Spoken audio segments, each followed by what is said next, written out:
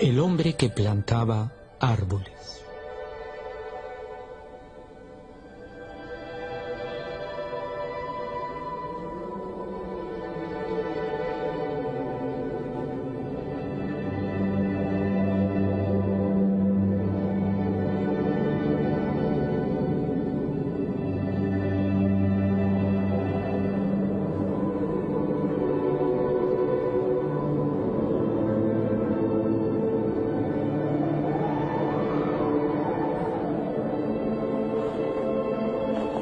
Hace mucho tiempo, estaba haciendo una larga excursión a pie por las alturas de esta vieja región de los Alpes que penetra en Provenza, tierras totalmente desconocidas para los turistas. Cuando hice esta excursión por esos desiertos, me encontré con unos páramos desnudos y monótonos de cerca de 1200 a 1300 metros de altura, en donde solo crecía la lavanda silvestre. Estaba cruzando la parte más ancha de estas tierras y después de 3 días de caminata me encontraba en la más absoluta desolación. Acampaba al lado del esqueleto de un pueblo abandonado. No me quedaba agua desde la víspera y tenía que encontrar. Las casas, aunque ya en ruinas, aglomeradas como un avispero viejo, me hicieron pensar que anteriormente debía de haber existido allí una fuente o un pozo. Había en efecto una fuente, pero seca.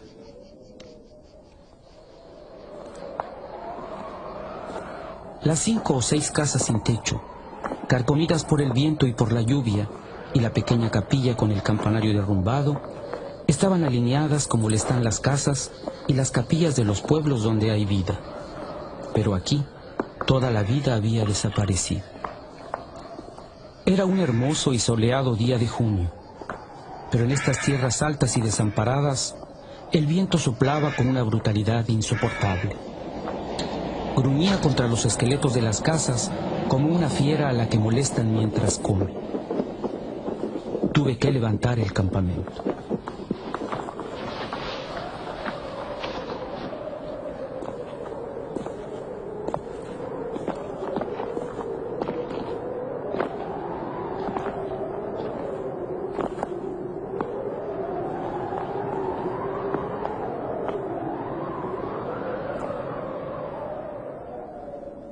A 5 horas de camino de allí, no había todavía encontrado agua y nada que me diera esperanzas de encontrarla. Por todas partes había la misma sequedad y las mismas hierbas leñosas.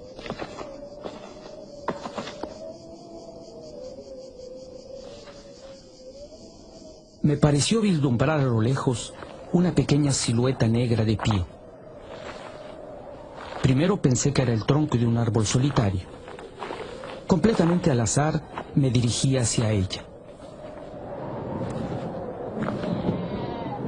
Era un pastor. Había cerca de él unas 30 ovejas acostadas descansando sobre la tierra ardiente.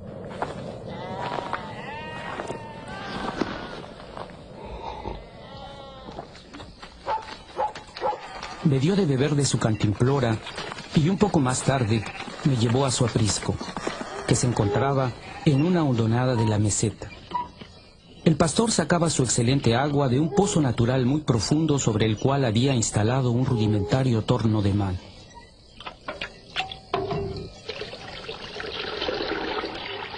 Hablaba poco, es lo propio de los hombres solitarios, pero se le sentía seguro de sí mismo y confiado en su seguridad.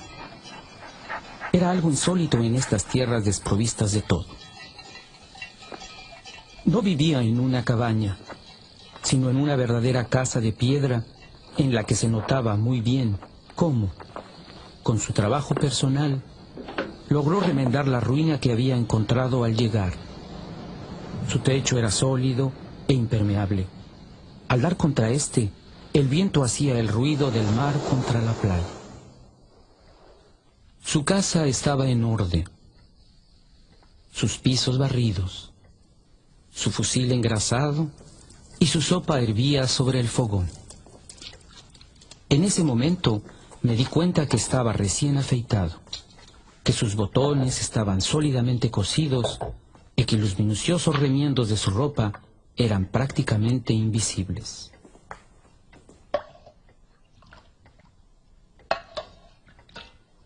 Me hizo compartir la sopa con él.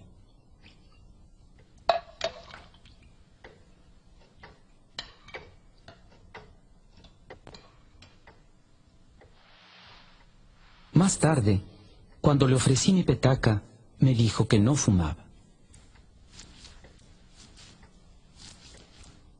Su perro, silencioso como el amo, era benévolo, pero digno.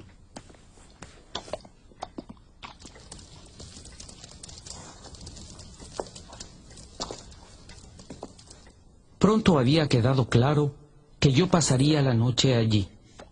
El poblado más cercano estaba a más de un día y medio de camino a pie. Además, yo conocía perfectamente el carácter de los escasos pueblos de la región. Hay 4 o 5 aldeas dispersas, lejos las unas de las otras, en los flancos de las montañas, en los bosquecillos de encinas blancas que están en los límites extremos de los caminos transitables. Están habitadas por leñadores que hacen carbón. Allí se vive mal. Las familias, apretadas unas contra otras, en este clima de excesiva rudeza, tanto en invierno como en verano, agravan su aislado egoísmo.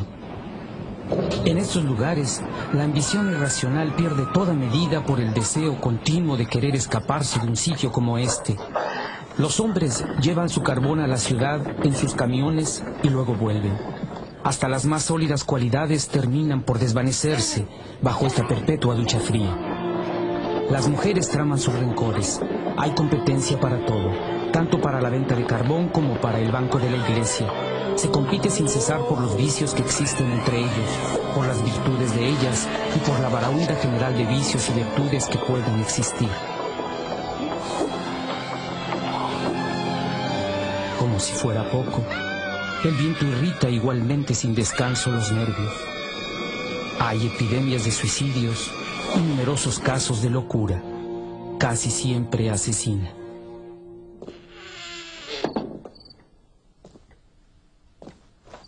El pastor, que no fumaba, fue a buscar un saquito y desparramó sobre la mesa un montón de bellotas. Se puso a examinarlas una tras otra con mucho cuidado, separando las buenas de las malas. Yo, mientras tanto, fumaba mi pipa. Le propuse ayudarle, pero me dijo que ese era su trabajo. Efectivamente, viendo el empeño que ponía en su labor, no insistí. Esa fue toda nuestra conversación. Cuando hubo del lado de las buenas un montón de bellotas bastante grandes, las contó en grupos de 10. Examinándolas muy de cerca, eliminaba los frutos pequeños y los que estaban ligeramente agrietados. Cuando tuvo delante más de 100 bellotas perfectas, paró y fuimos a acostarnos. La compañía de aquel hombre era apaciguante. Al otro día le pedí permiso para descansar todo el día en su casa. Le pareció completamente natural, o más exactamente, me dio la impresión de que nada podía molestarle. Este descanso no me era realmente indispensable, pero estaba intrigado y quería saber más de este hombre. Sacó su manada de ovejas y la llevó a pastar. Antes de irse, empapó en un cubo de agua el saquito en el que había puesto las minuciosamente escogidas y contadas bellotas.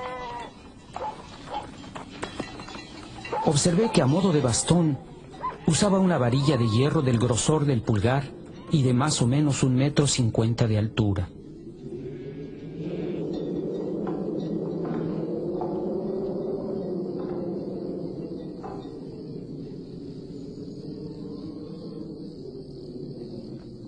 Yo hice como si descansara mientras paseaba y seguí un camino paralelo al suyo.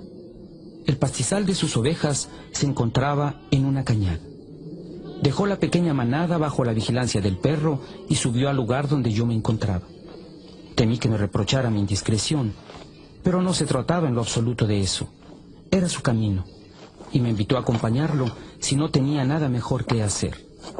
Iba hacia la altura, a 200 metros de allí.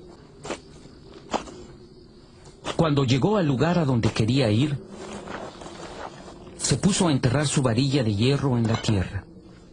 Hacía un hueco en el que ponía una bellota y luego lo tapaba. Plantaba encinas.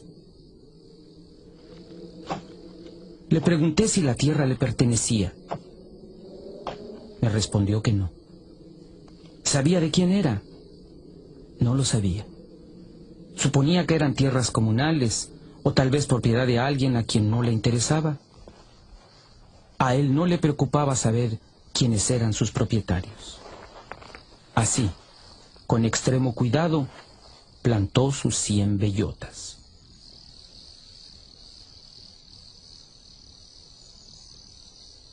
Después del almuerzo, empezó otra vez a escoger sus simientes. Creo que puse bastante insistencia en mis preguntas, ya que contestó a ellas. Hacía 3 años que plantaba árboles en esta soledad. Había plantado 100.000. De los 100.000, habían brotado 20.000. De esos 20.000, sabía que iba a perder la mitad a causa de los roedores o de todo lo que no podemos prever en los designios de la providencia. Quedaban 10.000 encinas que iban a crecer en este lugar en el que antes no había nada. En ese momento me interrogué sobre la edad de aquel hombre. Evidentemente tenía más de 50 años. 55, me dijo él. Se llamaba Eleazar Duffier. Había tenido una finca en el llano. Allí había hecho su vida. Había perdido a su hijo único, luego a su mujer, y se retiró a la soledad donde le gustaba vivir lentamente con sus ovejas y su perro. Más tarde se dio cuenta que aquellas tierras morían por falta de árboles. Añadió que como no tenía ocupaciones muy importantes, él había decidido encontrar un remedio para esa situación. Yo me esforzaba en imaginar el futuro en función de mí mismo y de una cierta búsqueda de la felicidad. Le mencioné que en 30 años esas 10.000 encinas estarían magníficas. Me respondió muy simplemente que si Dios le daba vida, en 30 años habría plantado tantas otras que estas 10.000 no serían más que una gota de agua en el mar.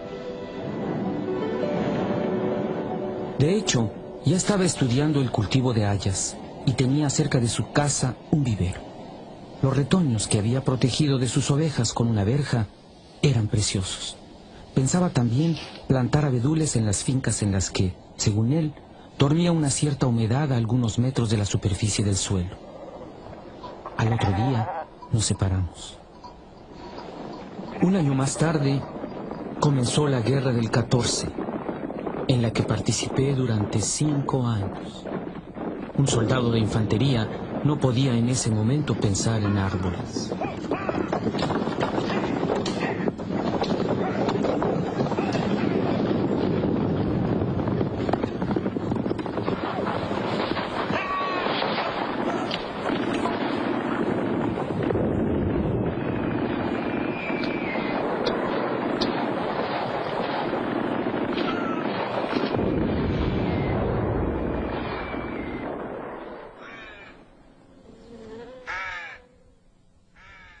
Cuando terminé el servicio militar, tuve una prima de desmovilización minúscula. Pero tenía el gran deseo de respirar un poco de aire puro. Sin ideas preconcebidas, salvo esta misma, me encaminé otra vez hacia aquellas comarcas desiertas. Nada había cambiado. Sin embargo, más allá del pueblo, vi a lo lejos una especie de niebla gris que cubría las montañas como una alfombra. Desde la víspera ya estaba pensando nuevamente en el pastor que plantaba árboles. 10.000 encinas, me decía a mí mismo, ocupan verdaderamente mucho espacio. Yo había visto morir demasiada gente durante 5 años como para poder imaginarme fácilmente que Eleazar Bouffier había muerto. Sobre todo porque cuando se tienen 20 años, consideramos a los que tienen 50 como viejos a quienes no les queda más que morir.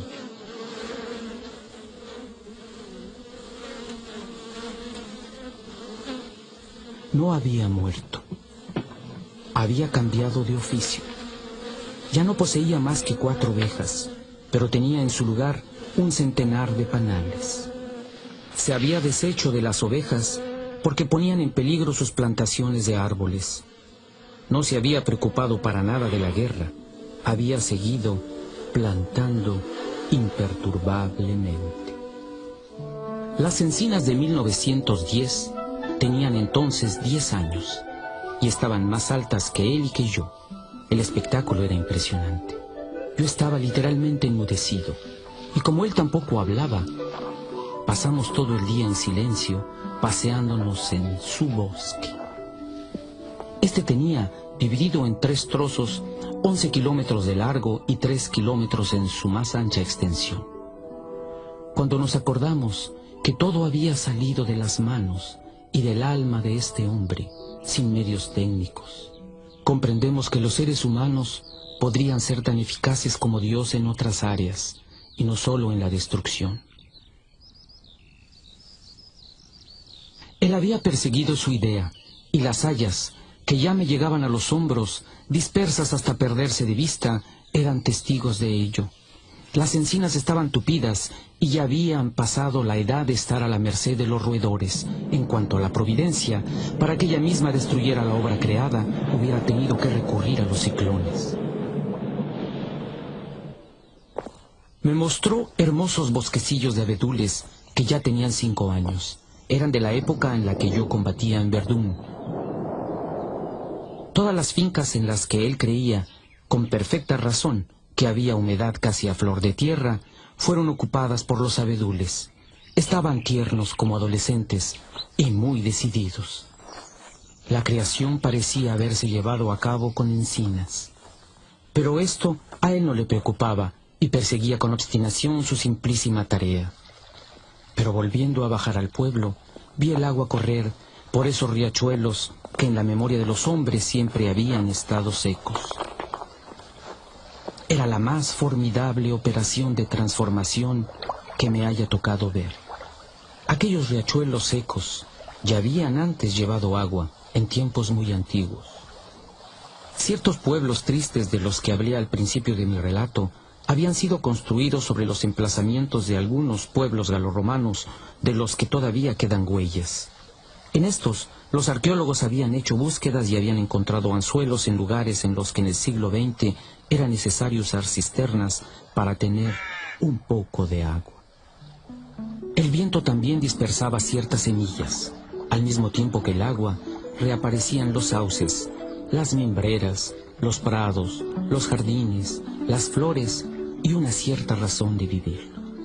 Pero la transformación se llevaba a cabo tan lentamente que entraba en las costumbres sin provocar asombro. Los cazadores, que subían a estas tierras solitarias tras las liebres o tras los jabalíes, habían constatado la copiosidad de los arbolitos, pero lo habían atribuido a las travesuras naturales de la tierra. Es por eso que nadie tocaba la obra de este hombre. Si lo hubieran sospechado, lo habrían contrariado. Él era insospechable. ¿Quién hubiera podido imaginar, en las ciudades y en las administraciones, que una tal y magnífica generosidad pudiera ser tan obstinada?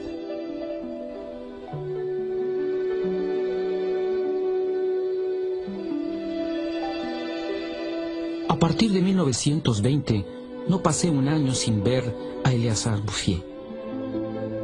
Nunca lo vi doblegarse ni dudar. Y sin embargo, solo Dios sabe que Dios mismo nos empuja a ello. Nunca hice la cuenta de sus sinsabores. Sin embargo, es fácil imaginar que para lograr semejante éxito hubo que vencer la adversidad, que para asegurar la victoria de tal pasión hizo falta luchar contra la desesperación. Para tener una idea casi exacta de este ser excepcional, no debe olvidarse que obraba en total soledad. Era tan grande su soledad que hacia el final de su vida había perdido la costumbre de hablar. O tal vez no veía la necesidad de ello. En 1933 recibió la visita de un atónito guardabosques. Este funcionario le dio la intimidante orden de no hacer fuegos exteriores para evitar poner en peligro el crecimiento de este bosque natural. Era la primera vez, le dijo ilusamente este hombre, que se veía crecer un bosque solo. En 1935, una verdadera delegación administrativa vino a examinar el bosque natural. Había venido uno de los grandes de la Administración de Aguas y Bosques, un diputado y algunos técnicos. Se dijeron muchas cosas inútiles. Se decidió hacer algo y afortunadamente no se hizo nada importante, salvo poner el bosque bajo la vigilancia del Estado y prohibir que se viniera aquí a hacer carbón. Era imposible no subyugarse ante la belleza de estos saludables árboles jóvenes. Dicha belleza ejerció su poder de seducción sobre el mismo diputado.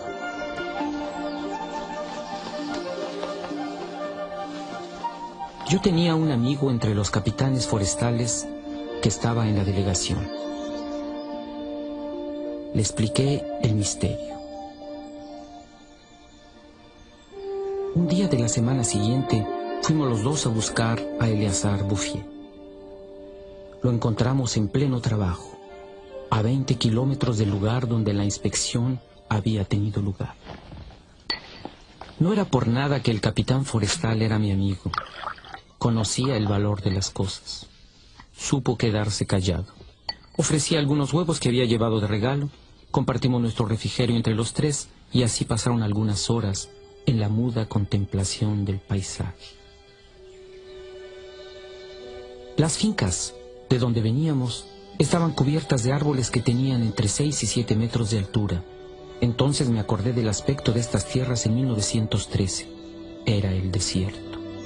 El sosegado y constante trabajo, el raudo aire de las alturas, la frugalidad y sobre todo la serenidad del alma habían dado a ese anciano una salud casi solemne.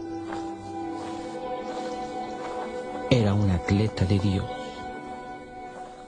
Me preguntaba cuántas hectáreas cubriría todavía con árboles.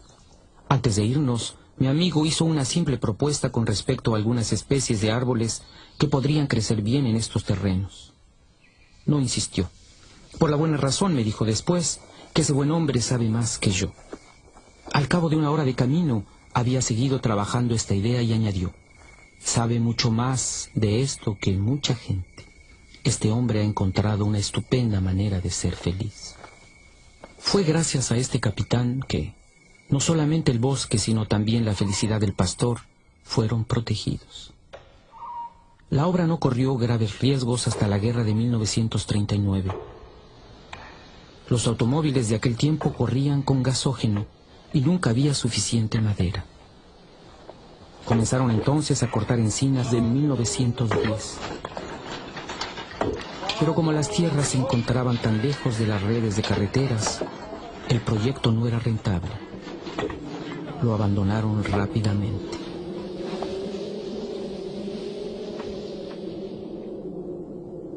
El pastor no tuvo tiempo de darse cuenta. Estaba a 30 kilómetros de allí, continuando apaciguadamente su faena, ignorando la guerra del 39 como había ignorado la del 14. La última vez que vi a Eleazar Bouffier fue en junio de 1945. Él tenía entonces 87 años.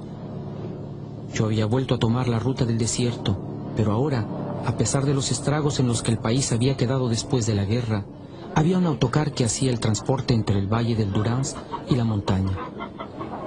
Pensé que era porque el autocar iba relativamente rápido que no podía reconocer las tierras de mis primeras excursiones. Me parecía también que su trayecto me llevaba por lugares desconocidos. Tuve que ver el nombre de un pueblo para concluir que me encontraba en efecto en aquella región que antes estaba desolada y en ruinas.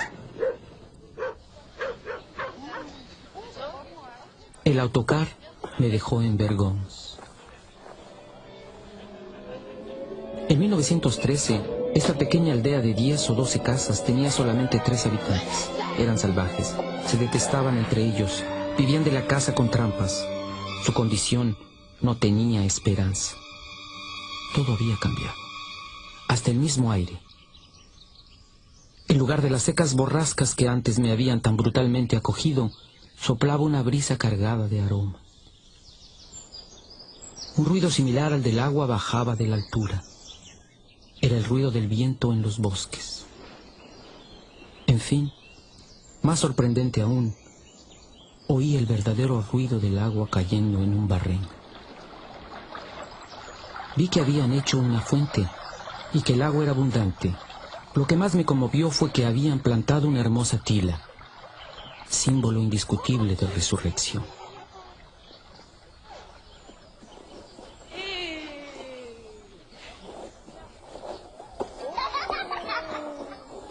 Por otra parte, Bergón llevaba las huellas de una labor para la cual la esperanza es necesaria. Entonces, la esperanza había vuelto de nuevo. Se habían escombrado las ruinas.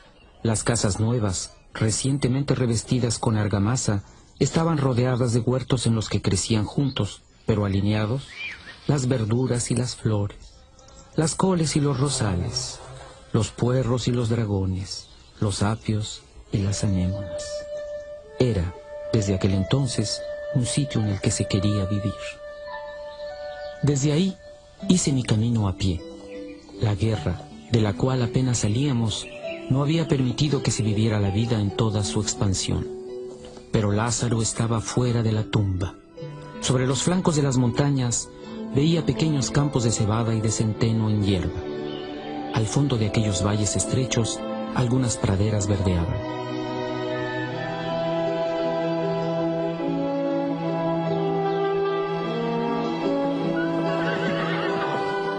Solo fueron necesarios los 8 años que nos separan de esta época para que toda la tierra resplandeciera de salud y de desahogo.